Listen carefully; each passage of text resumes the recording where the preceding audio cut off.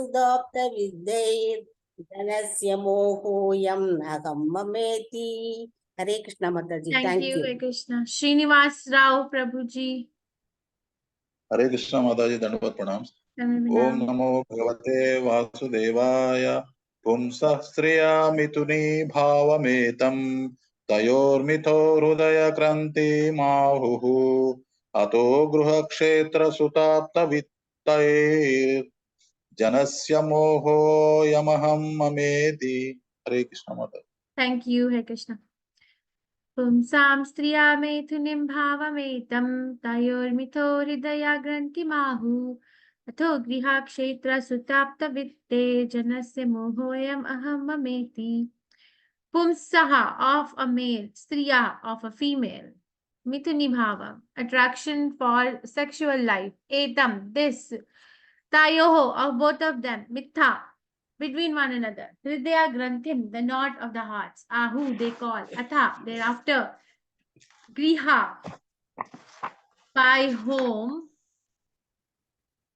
kshetra, field, sutta, children, apta, relatives, vittehe, and by wealth, janasya, of the living being, moha, illusion, ayam, this, aham, I, mama, mine, iti, thus.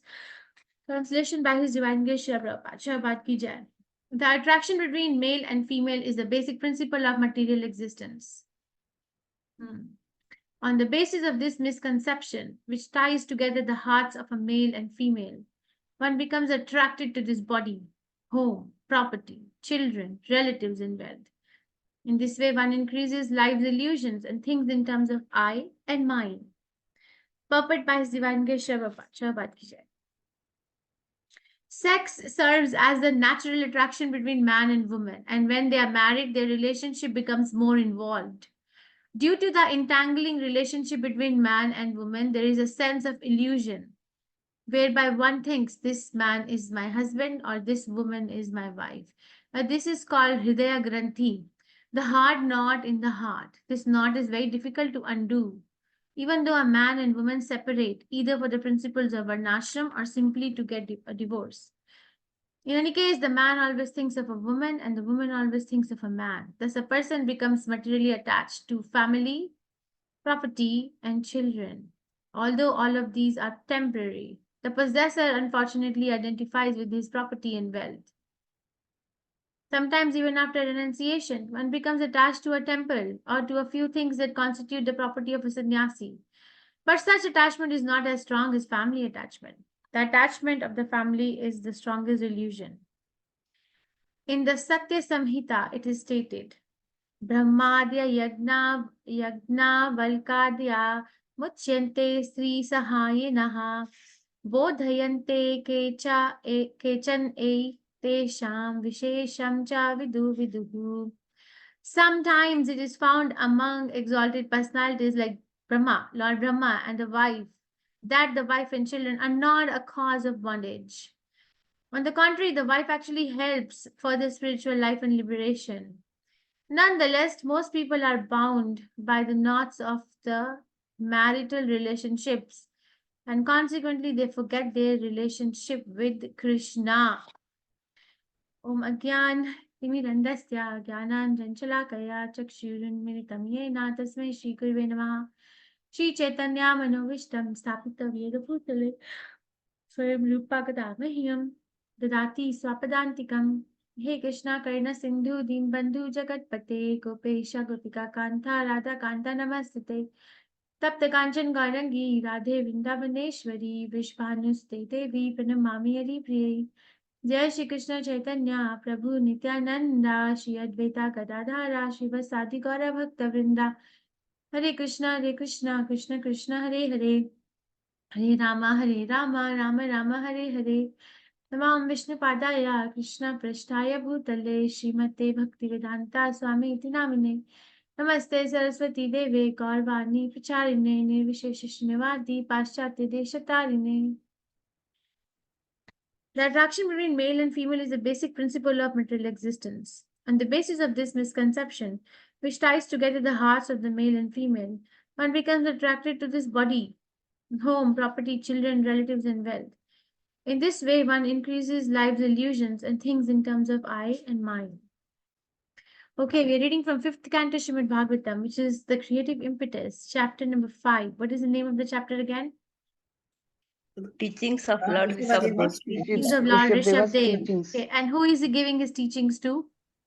To his sons. I mean, all of us, but quite literally His sons. to his sons. How many sons he has? 100. 100 sons. Very nice. So, what was the first teaching that Rishabdev gave to his sons? First teaching. Having the Number one. human form of life, we Doing should go for tapa. austerity. Tapasya. Penance. Tapo divyam shuddhakarena sattvet. So, tapasya. Okay, now he gave a general principle. First principle is do a austerity. Now, then he goes on explaining what does austerity entail. Then what did he say? Number one thing in the austerity, accept a spiritual master, right? And mahat seva dwara mahur vimukte. So what? And then he explains what is the need to accept the spiritual master. Because service to the Mahatmas can open a doorway to the spiritual world. And then what did he say? What is the other austerity he says? This is the second one going on for so many verses now. One should If not we are not associate with Cleaning the heart. materialistic people Huh? and Can you please non-devotees. raise your hands? It'll be much more legible, audible. Okay, Mataji, go ahead. Axiomi. Hare Krishna Mataji. If we are not associating with the Mahatmas, then Mahatma will open the door to liberation. But if we are not associating with Mahatmas and to non-devotees or fruity workers, then we will be repeatedly thrown into the cycle of birth and death. All right, thank you, Mataji. Very nice. So first instruction is do austerity. Second instruction is to do the austerity under the supervision of a spiritual master. Okay, Madhumai Krishnakant, Mataji, what were you going to say? Sorry, I lowered your hand by mistake. Mataji, please go ahead. Madhumai. Yeah, we should not do that. The instruction is we should not have a association with materialistic people because we get associated with them and then we involve ourselves in sense gratificatory work. So that leads to repeated births and deaths. And also we should not have association with the non-devotees, Krishna Bhakta. Thank you. So Very nice. third So, instruction. thank you. Very nice. And then he says then the importance of the principles of brahmacharya. Right? This is what is going on for the last two verses minimum. I think the last verse number 7 is also, Prabhupada mentions this verse a lot. Even though one may be very learned and wise, he's mad if he doesn't understand that the endeavor for sense gratification is a useless waste of time. Being forgetful of his own interest, he tries to be happy in the material world, centering his interest around his home, which is based on sexual intercourse and which brings him all kinds of material miseries. In this way, one is no better than a Purusharya. Okay, so Brahmacharya, Krishna, Rishabdev is mentioning the importance of Brahmacharya. Now, this particular shlok, Prabhupada mentions it at innumerable places. I mean, too many to count, innumerable. Pumsam striya methuni bhava metat tayor mitho hridaya grantimahu atta. So it says, first of all, so you see, if we go on a war zone, is it a good idea to just go and then face it, whatever may come? Or is it a good idea to know the different entry points of an enemy? What is better? If you're entering a war zone, what is better? Just to go and then figure out, or before you go, you know what are the possible entry points of different enemies? What is better? It is We better should to know the positions of the strategic enemy. points. Yeah, so the strategic points, so if we know the strategic entry points of the enemy, then we are better prepared. Not only that our skill of using a weapon to defeat the enemy will be better utilized, but we also will be more vigilant and our chances to win the war are increased. Right. So a materially conditioned soul is now placed on a war zone. Anyone in this class who doesn't think that this life is no better than a war zone? Anybody who doesn't think that they are in a war zone? Anybody? No, Mataji. So basically, do you think that this life is a war zone? Constant battles every day, day by day. Yeah? Or no? Yes, Mataji. Indriyani Yes, manobuddhir Yes, ma'am. asya adhishthana. So we have, it's a war zone. Okay, it's constant battle going on. And then it's good to know what are the strategic entry points of the enemy. If our goal is to get out of this war zone. So this is a very big strategic entry point of an enemy. The attraction between a male and a female. Then what happens if there's an attraction and then they unite? Then Hridaya Granthi Mahu, there's already an attraction, and that attraction becomes a knot in the heart. Hridaya Granthim. So mitho, so is the union becomes a knot in the hearts. Okay, and then what happens? Then one develops the attachment. This attachment now expands to atho. Ataha means thereafter. Griha. Griha means home. Kshetra means field or property or agricultural fields, as we can literally translate it to. Sutta. Sutta means children. Apta means wife. And vitta means wealth. Okay, so there's already a natural attraction. Okay, and then if that attraction is magnified and converted to an attachment by the unity, then it becomes a knot in the heart. And then the knot leads to expansion of one's survival in this war zone in these different areas. Okay, Griha, Kshetra, Sutta, Apta, Vitte. Srimad Bhagavatam is the only place which will tell us the reality, the ground reality of life is that we are in a war zone and these are all our enemies. But if we study the economic model or the civilization model of the present day society, then these are considered to be extremely, prestigious things. People of a country are living a very nice lifestyle. And by lifestyle, they don't mean that, okay, they are becoming Krishna conscious. No, what they mean by lifestyle is that they are having very nice sense gratification. Very big houses, very big expansion of cinema halls, restaurants, different places of, entertainment, right? And then the malls, then a lot of money. And then there are a lot of banks and wealth management institutes which teach us and help them to maintain that money. And then there are grandeur parties. So whatever country can do that most, that country is most civilized. But the basic principle is the attraction between male and female.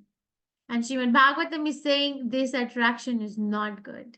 See, everywhere else we go, we study that is actually good.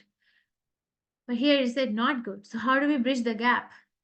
Well, who do we believe? Because we have been listening about it all our life, in all our avenues of our life, even when you're in school, college, work, society, relatives, right? Or news or social media, movies, TV serials, everywhere there is only same thing going on. Everybody is together in conveying the same message that get attracted. And what is that? I was one day reading this section in the news that online matrimonial websites are like one of the leading businesses, billions of dollars per year. The companies are making her running these online matrimonial websites. There are so many apps, the dating apps, right? I'm sure whichever country you're in, they're there. So what is the basic principle? The basic principle is the attraction. So what is the problem? The problem is that this is the entry point or strategic entry point of an enemy. And I'm going to stay stuck. So what is the solution? Because there is this natural tendency for a male to be attracted to a female and a female to be attracted to a male, which, okay, Hridyananda Maharaj told us about this last summer. He came to Gita Nagari. And he was saying, you see, Krishna says that perversion is Maya. Perversion of reality is Maya. That which is not, which is perversion. So the perversion of a reality is Maya. Said the attraction of a male and female is natural. It's not a perversion. But what is perversion? What is perversion? Is that thinking that I'm the enjoyer. Like, I am the enjoyer. I am the doer. That's perversion. So how do we get rid of that perversion? That's why Varnashram Dharma is there. Prabhupada gave example of this in his own life. If you hear Prabhupada's lectures, you will hear him saying, when I am a sannyasi, I am criticized by my god brothers for getting my disciples married and participating in their marriage ceremonies despite of being a sannyasi. A sannyasi has nothing to do with anybody's marriage, nothing to do with anybody's family business. But Prabhupada took personal interest. But he said what to do, because I have on a mission to accomplish for the service of my Guru Maharaj. So whatever it takes, that's more important than keeping up the standards of a sannyasi or this. So what to do? Varnashram Dharma. Answer is Varna Ashram. Get married and live as a grahastha, not a grahamedi. This Prabhupada's lecture you read, Prabhupada explains the difference between grahastha and grahamedi. This particular chapter, this particular verse, Prabhupada gives this lecture in Vrindavan. I was hearing this lecture yesterday and I was reading this lecture today, that Prabhupada explains grahastha is a person who enters a family life with the conception that this is my wife, this is my children, this is my home, this is my property, and thinks that all in all. But that's grahamedi. But a grahastha is a person who enters the family life, but for the sake of advancing in Krishna consciousness, so follows the rules and regulations, and does austerities which are specifically given for a grahastha. The list is in Bhagavad Gita, right? Is it in 13th chapter? I think there is a list, 13th or 16th, one of the two chapters. For example, the exclusive, very important function of a grahastha, not a grahamedi, grahastha who is trying to advance in spiritual life, is to give charity. Because a grahastha has a permission to earn money, and if one earns money, then one gets a purchasing power. And when one gets a purchasing power, then one can actually go out and purchase objects of sense gratification. And then one can become entangled into this athagriha, kshetra, sutta, apta, vitta, all these things. But so give charity for a higher course, for a higher cause. Give it. Okay.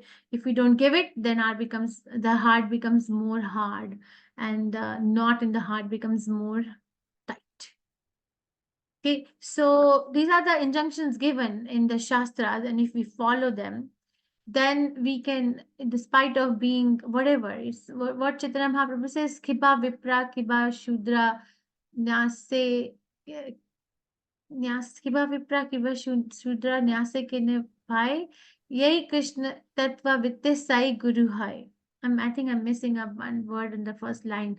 Says it doesn't matter whether one is a grahastha, or whether one is a Shudra, or whether one is a sannyasi. Yay Krishna Tattva Vitta Sai Guru Hoy. Whoever knows the Krishna Tattva, that person is a guru. So it doesn't matter externally what one is. Because we have entered a particular ashram for the sake of purification. Somebody has a psyche to get purified by remaining a brahmachari. Well enough, couldn't do that. Somebody has a psyche of becoming purified by becoming a grahastha. It's fine. Somebody has this tendency to become purified in their existence by becoming vanaprastha, or by becoming a sannyasi. It's fine, but the goal is purification. Am I getting purified? Am I actually able to separate the reality from illusion or perversion? Am I becoming close to the quality of that Paramhansas have, where that Paramhansa, that, the swan is able to separate milk from water? Am I able to separate illusion from reality in my life? It does not matter what I am, but am I able to do this filtering process? Do you still do that? Like when you have to make chapatis and you have a wheat flour, do you sieve it? Do you sieve it to separate the particles? Do you sieve that? Like, do you like put it in a filter and then you filter it so that the particles, the waste particles are separated? You do that? Or Yes, have you Mataji. seen anyone else doing Yes, that? Mataji. We do. Yes, So, Mataji. and then we get the real zest and not the one that's mixed with some husk, right? So like that, if I am saying I am a grahastha, am I able to separate the two things? If not, then it doesn't matter whether one becomes externally a grahastha or a vanaprastha or sannyasi. Chaitanya Mahaprabhu is saying it, I'm not saying it. Then it actually doesn't matter, because we are buying a ticket to continue our survival in the war zone. And the war will continue to become more and more difficult in the coming times. It's not going to be easy. It is already not easy. See, Prabhupada is writing here that it is not easy to undo this knot. This knot is very difficult to undo, even though a man and woman separate either for principles of varnashram or simply to get divorced. So, and then Prabhupada is setting up an example, or on the contrary, and Prabhupada is setting up a comparison. There are knots in the heart, or there is attachment with sannyasis, with some property or some temple, but that attachment is not as strong as a family attachment. Because a family attachment is based on this principle, is a perversion. But there is this family attachment based on the principle of going back to Krishna is real. That's what it says. Sometimes it is found among exalted personalities like Lord Brahma, that the wife and children are not a cause of bondage. On the contrary, the wife actually helps further spiritual life and liberation. Nonetheless, most people are bound by the knots of marital relationship, and consequently they forget their relationship with Krishna, because we are feeding into one relationship so much that we forget the real part, the real deal. But then Krishna gives the memory. Something happens. At least at the time of death, because at the time of death, person who has not tried to become Krishna conscious all their life, it is stated in the Shastras that their life passes by as a trailer of a movie, It just passes by their vision that what did they do? Krishna gives them this, I guess, this particular vision that what did they do all their life? And if there was no Krishna consciousness, then and the person is pious, there is a lamentation. And I should have done that. I lost the time. That time, nobody can help. Okay, that time, all these family is a reality. I'm not even making it up. It's a reality. How many of us have lost people in our life? It could be friends or family or somebody or teacher or somebody that we cherished in our lives. How many of us have lost people like that in our lives? Most of us? Yes, Yeah. Mataji. Yes, Mataji. Did we want to lose them? No. No. Could we do anything? No. Anything to save them?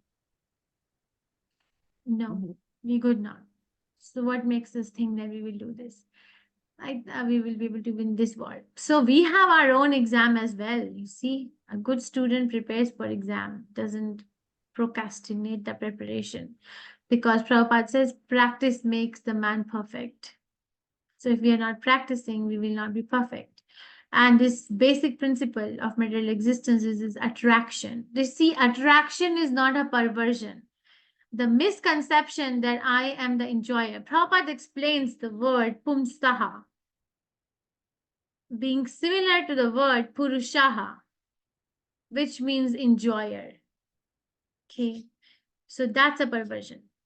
Pumsaha striya methuni bhavam etat. Okay. So understand that if I am calling myself as a devotee of the Supreme Personality of Godhead, am I able to separate the reality from the perversion?